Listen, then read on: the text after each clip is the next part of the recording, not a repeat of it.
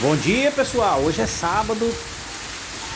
Pelo tempo que eu já morei aqui em Sergipe, nunca vi tanta água. E água, pouquinha água, mas olha só pra vocês verem, vocês têm uma ideia, ó. Olha, chuva mesmo, chuva aqui já tem mais ou menos quase uma meia hora de chuva de água. Vou mostrar pra vocês verem.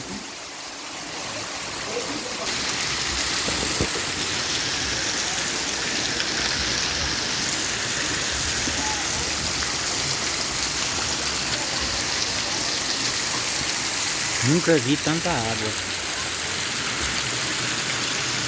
Interessante isso aí, viu?